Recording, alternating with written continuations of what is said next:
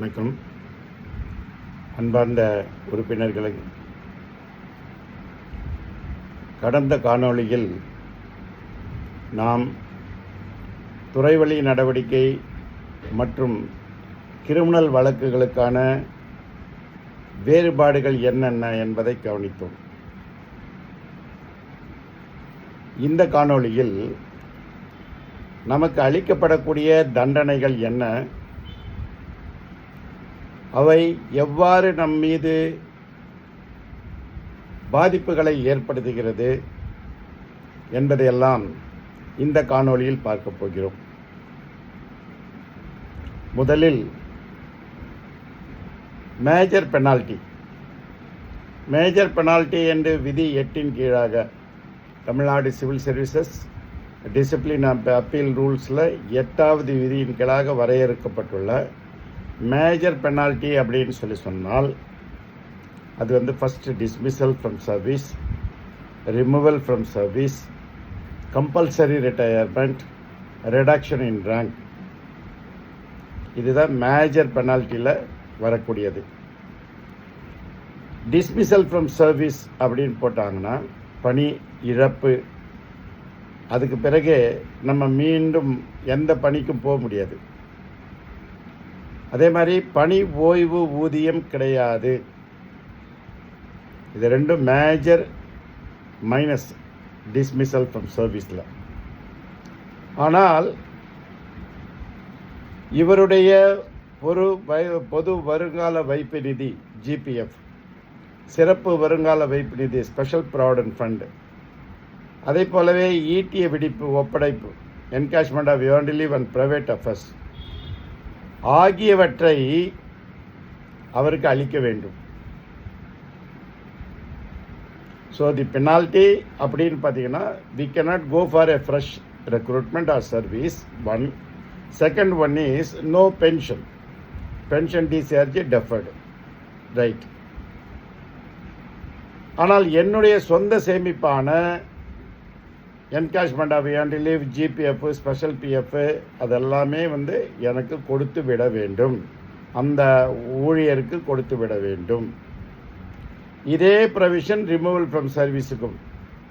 ஆனால் அங்கே பணி இழப்பு ஏற்படுத்தப்பட்டாலும் கூட, அவருக்கு பணி ஓய்வூதியம் கிடையாது என்று சொன்னாலும் கூட மீண்டும் பணியில் சேர்வதற்கான வாய்ப்புகள் உண்டு.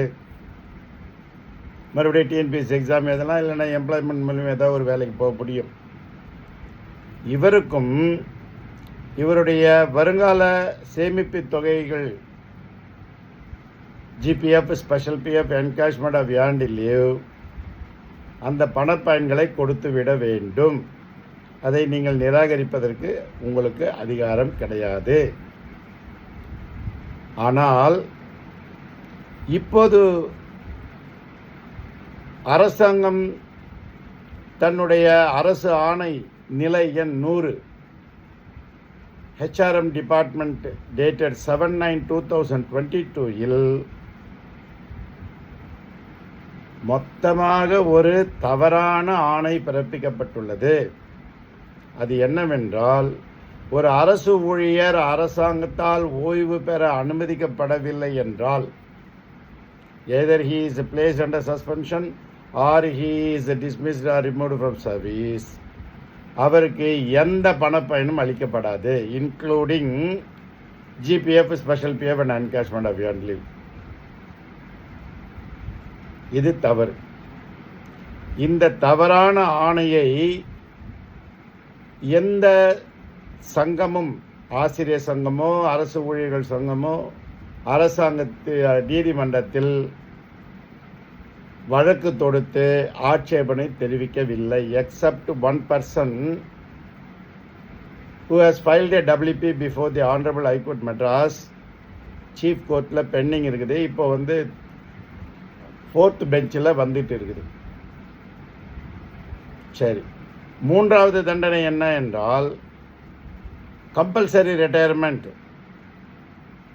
கட்டாய ஓய்வு ஊதியம். கட்டாய ஓய்வு என்பது 2 வகைப்படும். ஒன்று ஆஸ் அ சர்வீஸ் கண்டிஷன், நம்ம துறை வழியாக ரிவ்யூ எடுத்து ரிவ்யூ 56Dயில் வந்து ரிவ்யூ எடுத்து அதன் கீழாக நம்மை கட்டாய ஓய்வு அளிப்பது என்பது. ஆனால் ஒழுங்கு நடவடிக்கை விதிகளின் கீழாக ஒருவருக்கு தண்டனையாக அது அளிக்கப்பட்டால் அவர் கட்டாய முன் ஓய்வு பெறுகின்றார். அதாவது ஓய்வு நாளுக்கு முன்பாகவே அவர் பணியை இழந்து விடுகிறார். இவருக்கு என்ன லாஸ் அப்படின்னு கேட்டிங்கன்னா, இவர் ஓய்வூதியம் மற்றும் பணிக்கொடை பென்ஷன் அண்ட் டிஸ்சார்ஜில் 1/3 கட் ஆகிடும், ரெடியூஸ்டு பை 1/3. அது இவருக்கு எஃபெக்ட் ஆஃப் தி பனிஷ்மெண்ட்.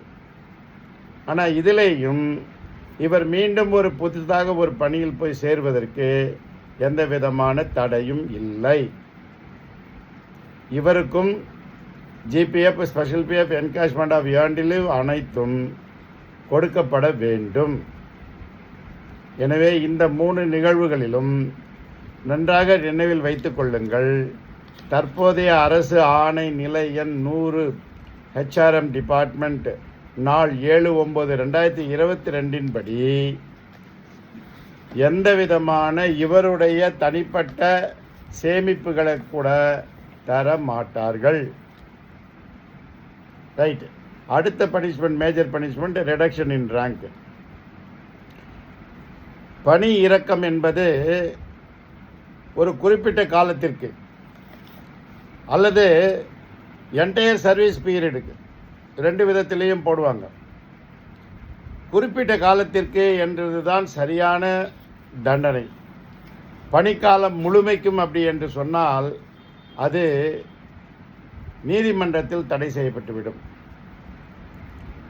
குறிப்பிட்ட காலத்திற்கு என்று ஆணை பிறப்பித்தால் அந்த தண்டனை காலம் முடிந்தவுடன் அவர் ஆட்டோமேட்டிக்காக பழைய பதவிக்கு உயர்த்தப்படுவார். he will be restored to his original position வந்துடுவார். ஆனால் பதவி இறக்கம் என்பது கீழ்நிலை பதவியில் பணி இறக்கம் செய்து பர்மனெண்ட்டாக போட்டாங்கன்னா கீழ்நிலை பதவியில் உள்ள அந்த முதுநிலைப்படி இவர் பதவி உயர்வு பெறுவார். கீழே போயிட்டு அங்கே இன்டர்சினியாரிட்டி ஃபிக்ஸ் ஆகி அதுக்கப்புறம் இவர் மறுபடியும் ப்ரமோஷன் பெறுவார். அது ரொம்ப கஷ்டம். சரி, தண்டனை இது கொடுத்துட்டாங்கன்னா என்ன பண்ணுவாங்க அப்படின்னா, கீழ்நிலை பணியிடத்தில் உள்ள சம்பள விகிதத்தில் தான் சம்பளம் மாத ஊதியம் அளிக்கப்படும். இன்க்ரிமெண்ட்ஸும் அந்த லோயர் போஸ்டில் இருக்கக்கூடிய இன்க்ரிமெண்ட்ஸ் தான் கொடுக்கப்படும். நான் இந்த ஆர்டரை போடும்போது அந்த அத்தாரிட்டி கவனிக்க வேண்டிய விஷயம் என்ன அப்படின்னு சொன்னால், பணி இறக்கம் என்பது அடுத்த கீழ்நிலை பதவிக்கு மட்டுமே செய்ய முடியும். நெக்ஸ்ட் லோயர் ரேங்க் நீங்கள் 2 கேட்டகரி 3 கேட்டகரிலாம் பண்ண முடியாது. நம்பர் 1. 2வது, நேரடியாக நியமனம் செய்யப்பட்ட பதவிக்கு கீழான பதவிக்கு பதவி இறக்கம் செய்ய முடியாது. That is, you cannot reduce the rank below the rank of direct recruitment. இப்போ நான் டைரக்ட் ரெக்ரூட்மெண்ட் ஆஸ் ஏஎஸ்ஓ தலைமை செயலகத்தில் இருந்தால் என்னை உதவியாளராக நீங்கள் பணியிறக்கம் செய்ய முடியாது. அதன் பிறகு தண்டனை காலம் முடிந்த பிறகு ப்ரமோஷன் கொடுக்க வேண்டும். இவை எல்லாமே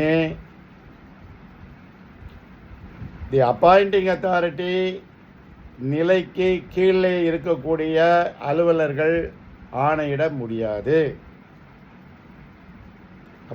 either appointing authority or above. 4வது என்பது சம்பள விகிதத்தில் இறக்கம் செய்வது. That is reduction in pay. 3 ஆண்டுகளுக்கு மேலாக திரண்ட பயனுடன் பாதிப்புக்கு உள்ளாக்கினால் அதனை கடும் தண்டனை என்றுதான் கொள்ள வேண்டும். பெறுகின்ற ஊதியத்திலேயே with time scale of pay, அந்த டைம் ஸ்கேல்லையே அவர் நிலைத்து நிற்பார். எத்தனை ஆண்டுகளுக்கு கட்டு போட்டுகளோ அத்தனை ஆண்டுகளுக்கு இருப்பார். கீழ்நிலைக்கு கொண்டு வந்த பிறகு, லோயர் ஸ்டேஜுக்கு வந்த பிறகு, அதே நிலைமையில் இருந்த பிறகு மறுபடியும் அவருக்கு இந்த இன்க்ரிமெண்ட்ஸு ரெஸ்டோர் ஆகாது, சம்பளம் ரெஸ்டோர் ஆகாது. பனிஷ்மெண்ட்டு லோயர் ஸ்டேஜுக்கு மட்டுமே கொண்டு வருவார்கள், ஆனால் இன்க்ரிமெண்ட்டு கட்டாக இருந்தால் ரெஸ்டோர் ஆகாது. இதிலேயும் குறிப்பிட்ட காலத்திற்கு மட்டுமே என்று நீங்கள் ஆணை பிறப்பிக்க வேண்டும். அதே போலவே குறைந்த ஊதியத்துக்கு கீழ்நிலைக்கு கொண்டு போக முடியாது. லெஸ் தென் தி மினிமம் ஸ்கேல், உங்கள் டைம் ஸ்கேலில் லெஸ் தென் தி மினிமம் ஸ்கேல், இப்போ 37,500 ஸ்டார்ட் ஆகுதுன்னா அதுக்கு கீழே கொண்டு போக முடியாது. அதே போல் தண்டனை காலத்தில் ஊதிய உயர்வும் தடை செய்யலாம். அதற்கு அத்தகைய ஊதிய உயர்வு தடை திரண்ட பயன் உடையதாக இருக்கும், வித் குமுலேட்டிவ் எஃபெக்டாக இருக்கும். தண்டனை காலத்தில் பதவி உயர்வு கிடைக்காது. இத்தண்டனை அளிக்க முழுமையான விசாரணை நடத்த வேண்டும். ஸோ இந்த 4 பனிஷ்மெண்ட்லேயும் அத்தாரிட்டி தான் இஷ்யூ பண்ணணும், ஸ்பெசிஃபிக் பீரியடு போடணும். அந்த பனிஷ்மெண்ட்டுக்கு அப்புறம் ரெஸ்டோரேஷன் ஆகும். டிஸ்மிசல், ரிமூவல், கம்பல்சரி ரிட்டையர்மெண்ட்டில் ஆகாது. குறிப்பாக டிஸ்மிசல் போட்டால் அவர் எந்த வேலைக்கும் பிறகு போக முடியாது. ரைட். அடுத்தது இப்போ மைனர் பனிஷ்மெண்ட்ஸ் என்று சொல்லக்கூடிய வித் ஹோல்டிங் ஆஃப் இன்க்ரிமெண்ட்ஸ் என்பதை பார்ப்போம். வித் ஹோல்டிங் ஆஃப் இன்க்ரிமெண்ட்ஸில் வித் குமுலேட்டிவ் எஃபெக்ட், அதாவது திரண்ட பயனுடன் அல்லது திரண்ட பயன் இன்றி அப்படின்னு 2 கேட்டகரியாக பிரிக்கிறாங்க. With cumulative effect or without cumulative effect. With cumulative effect என்றால், வித்தவுட் குமுலேட்டிவ் எஃபெக்ட் என்றாலும் தண்டனை காலம் மற்றும் அந்த ஊதிய உயர்வு நிறுத்தப்படும். ஃபார் எக்ஸாம்பிள், இப்போ உதாரணத்துக்கு 3 years வித் குமுலேட்டிவ் எஃபெக்ட் என்று போட்டால் 3 வருஷத்துக்கு நிறுத்தப்படும். 4வது வருஷத்துலேருந்து இன்க்ரிமெண்ட் வரும். வித்தவுட் குமுலேட்டிவ் எஃபெக்ட் போட்டால் 3 ஆண்டுகளுக்கு நிறுத்தப்படும். 4வது ஆண்டுக்கும் நீங்கள் கொடுக்கப்பட வேண்டும். இதுக்கு 2த்துக்கும் மேஜராக இருக்கக்கூடிய ஒரே ஒரு டிஃப்ரென்ஸ் என்ன அப்படின்னா, வித் குமுலேட்டிவ் எஃபெக்டில் 3 ஆண்டுகளுக்கு பிறகு புதிதாக போட வேண்டிய, அளிக்க வேண்டிய அந்த ஒரு இன்க்ரிமெண்ட் தான் கிடைக்கும். வித்தவுட் குமுலேட்டிவ் எஃபெக்டில் 3 ஆண்டுகளுக்கு பிறகு இழந்த 3 ஊதிய உயர்வையும் 4வதாக அளிக்க வேண்டிய அந்த ஊதிய உயர்வையும் சேர்த்து 4 ஊதிய உயர்வுகள் அளிக்கப்படும். இதுதான் மேஜர் டிஃப்ரென்ஸ். ஸோ பீரியடுன்றது குறிப்பிட்ட காலத்திற்கு தான். தண்டனை காலத்தில் ஊதிய உயர்வு அளிக்கப்பட மாட்டாது. தண்டனை காலத்தில் பதவி உயர்வு அளிக்கப்பட மாட்டாது. தண்டனை காலம் முடிந்த பிறகு வித்தவுட் குமுலேட்டிவ் எஃபெக்டில் அனைத்து பணப்பயன்களும் ரெஸ்டோர் ஆகிவிடும். Restoration of increments, whatever be the number of increments, that will be retrospectively without monetary benefits. இந்த ரெட்ரோஸ்பெக்டிவ் பீரியடில் வராது. ஆனால் எஃபெக்ட்டுக்கு வர அந்த 3 ஊதிய உயர்வு நிறுத்தப்பட்டது சேர்த்து 4 ஊதிய உயர்வுகள் கொடுக்கப்படும். இது ஓய்வூதிய பலனை பாதிக்காது. வித்தவுட் குமுலேட்டிவ் எஃபெக்டில், வித் குமுலேட்டிவ் எஃபெக்டில் ஆட்டோமேட்டிக்காக பென்ஷனை பாதிக்கும். வித்தவுட் குமுலேட்டிவ் எஃபெக்ட் போட்டால் அவருடைய காலத்தில் அந்த வெறும் பண இழப்பு மட்டும்தான். அந்த 3 இயர்ஸுக்கு உண்டான லாஸ், ஒரு மாதத்துக்கு 500 ரூபான்னா வருஷத்துக்கு 6000 ரூபா, 3 வருஷத்துக்கு 1800 ரூபா, அப்படி அது மட்டும்தான் லாஸ் ஆகும். மற்றதெல்லாம் அவருக்கே கிடையாது, பாதிப்பு வராது. ஆனால் இவருக்கும் தண்டனை காலத்தில் பதவி உயர்வு கிடையாது.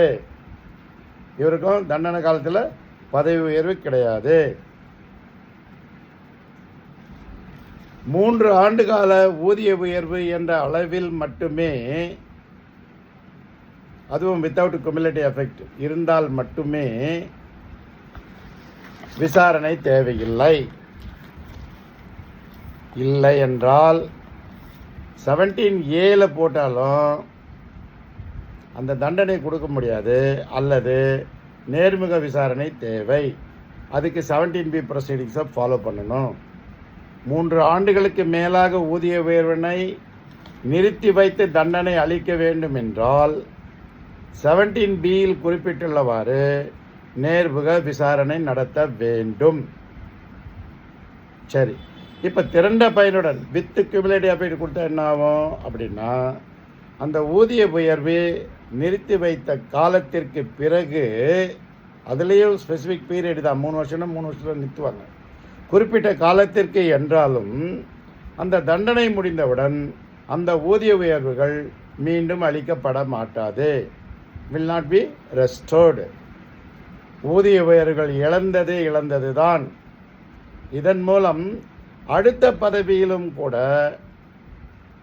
தன்னுடைய இளையவருக்கு கீழான ஊதியம் பெறக்கூடிய சூழ்நிலை ஏற்படும். Getting lower pay than my junior. அதனால் அங்கே போய் நீங்கள் on par with junior claim பண்ண முடியாது. அதே மாதிரி தண்டனை காலத்தில் இதுலேயும் ப்ரமோஷன் கிடையாது. இது கட்டாயமாக ஓய்வூதிய பலனை பாதிக்கும். இதில் கண்டிப்பாக 17B ப்ரொசீடிங்ஸில் தான் சார்ஜ் மெமோ போட்டிருக்கணும். அப்படி போடலை அப்படின்னு என்றாலும் கூட அதன்படி நேரடி விசாரணை நடத்தப்பட வேண்டும். ரைட். இதுக்கு அடுத்த தண்டனை என்னென்னா ரெக்கவரி ஆஃப் லாஸ். என்னுடைய நெக்லிஜென்ஸினால் ஏற்பட்ட இழப்பாக இருக்கலாம், கவனக்குறைவினால் ஏற்பட்டதாக இருக்கலாம், அல்லது வேறு ஏதாவது வகையிலும் கூட அரசுக்கு இழப்பு அப்படின்னு ஒரு ஃபிக்ஸ் பண்ணிவிட்டு இதை இவர்கிட்ட இருந்து ரெக்கவர் பண்ணுங்க அப்படின்னு சொன்னால் 2 விஷயம்.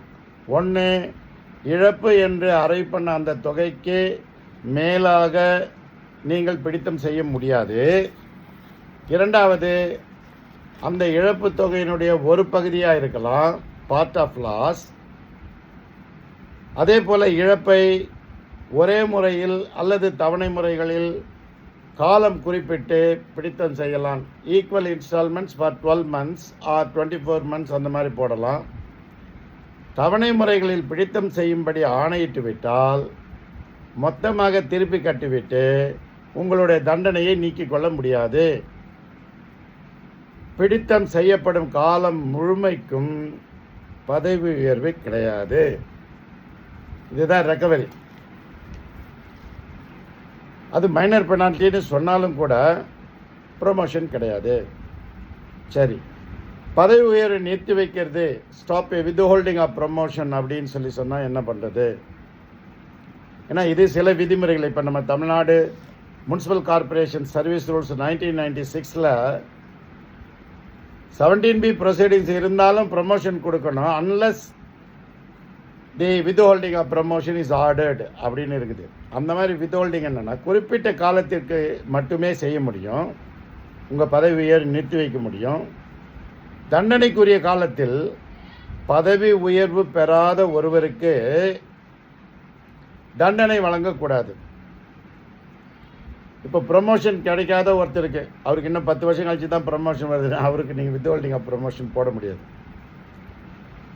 பதவி உயர்வு அந்த காலத்தில் அளிக்கப்பட வேண்டிய டியூ இருந்தால் தான் நீங்கள் கட் பண்ண முடியும். இந்த தண்டனை இருந்தாலும் கூட பதவி உயர்வுக்கு பரிசீலனைக்கு எடுத்துக்கொள்ளலாம்.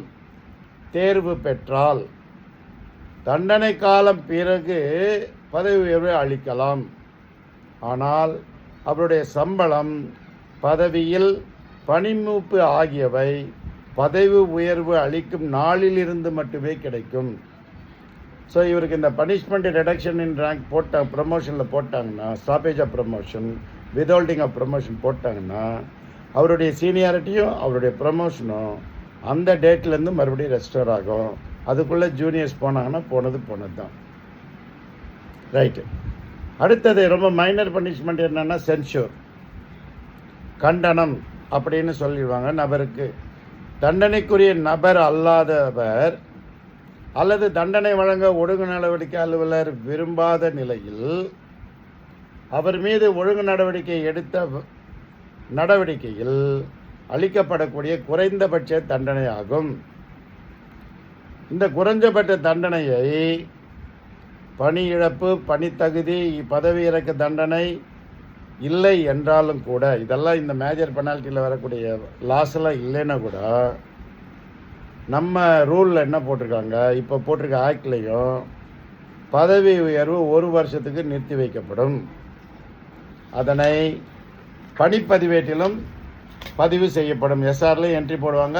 1 இயருக்கு ப்ரமோஷன் கொடுக்க மாட்டாங்க. ஆனால் நீதிமன்றத்தினுடைய உத்தரவுகளின்படி கண்டனம் என்பது பதவி உயர்வுக்கு தடையாக கொள்ளக்கூடாது என்று ஆணை பிறப்பிக்கப்பட்டுள்ளது.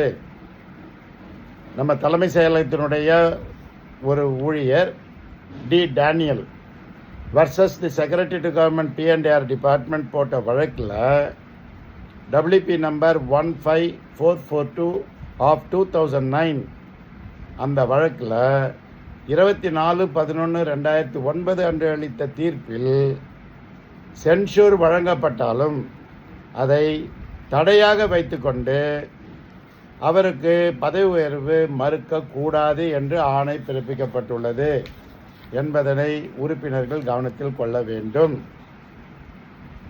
அடுத்தது இன்னொன்று, அந்த இன்க்ரிமெண்ட் கட்டு கொடுக்குறாங்க இல்லையா, ஃபார் எக்ஸாம்பிள் ஒரே ஒரு இன்க்ரிமெண்ட் கட்டு தான் கொடுத்துருப்பாங்க. ஆனால் அது எவ்வளோ டேஞ்சரஸாக எஃபெக்டிவ்னு பார்த்தீங்கன்னா, ஃபார் எக்ஸாம்பிள் இப்போ எனக்கு 1/4 இன்க்ரிமெண்ட் கட்டு. ஆனால் அவன் என்ன பண்ணுவாங்கன்னா, டிபார்ட்மெண்ட்டில் வேணும்னே எனக்கு 1/5 தான் ஆர்டர் இஷ்யூ பண்ணுவாங்க. 1/5 ஆர்டர் இஷ்யூ பண்ணால் நான் இந்த வருஷம் இன்க்ரிமெண்ட் 2025 வாங்கியிருப்பேன். ஸோ 2026 ஏப்ரலில் வரக்கூடிய பனிஷ்மெண்ட்டு கட் ஆகும், இன்க்ரிமெண்ட் கட் ஆகும். அது 2027 மார்ச் 31 வரைக்கும் எஃபெக்டில் இருக்கும் அப்படின்றது P&R துறையினுடைய வாதம் ஆகும்.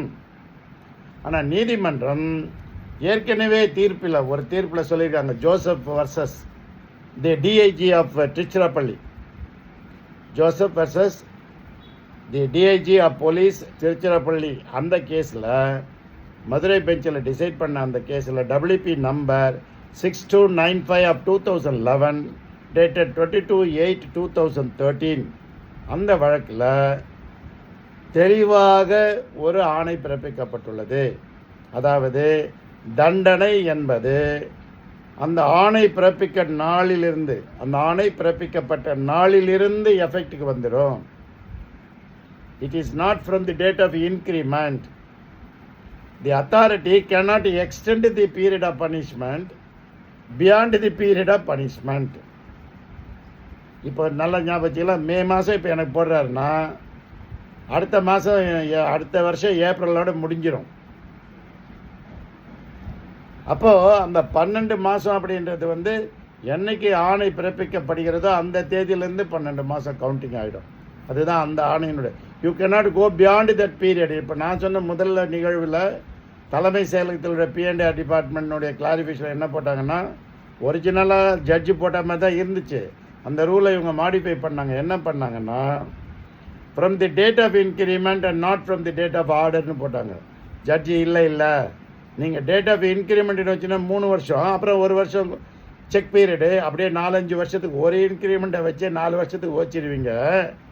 ஆகினால் அது பண்ணக்கூடாது அப்படின்னு ஆர்டர்ஸ் போட்டிருக்காங்க என்பதை உறுப்பினர்கள் கவனத்தில் கொள்ள வேண்டும். ரைட். இப்போ சில கேஸில் என்ன பண்ணுவாங்கன்னா, நம்ம சப்சிக்வெண்ட்டாக ஒரு செக்ரட்டரியோ யாரோ ஒருத்தர் வருவார், நம்ம சர்வீஸுக்கு வராருன்னு வச்சுக்கோங்களேன். அவர் நம்ம நல்லா வேலை பார்க்கறத பார்த்துட்டு, என்னப்பா உன் மேலே இந்த மாதிரி ஒரு டிஸ்பிளினரி கேஸ் இருக்குது அப்படின்னு கேட்டுட்டு, சரி அவர் நல்லா ஒர்க்கர், அவர் ஏஆர் தேவையெல்லாம் பண்ணுறீங்க அப்படின்னு வார்னிங் கொடுத்துட்டு விடலாம். அது 17B ப்ரொசீடிங்ஸாக இருந்தால் கூட பரவாயில்ல. தண்டனைக்கு தகுதி இல்லாத எந்த ஒரு ஒழுங்கு நடவடிக்கையிலும் ஒழுங்கு நடவடிக்கை அலுவலர் அவரை எச்சரித்து வார்னிங் விட்டுவிடலாம். இது விதி 8 பட்டியலிடப்பட்ட தண்டனைகளில் வராது. இதை எஸ்ஆரில் பதிவு செய்ய வேண்டிய அவசியம் இல்லை. இதனால் அரசு ஊழியருக்கு எந்த நஷ்டமும் இல்லை.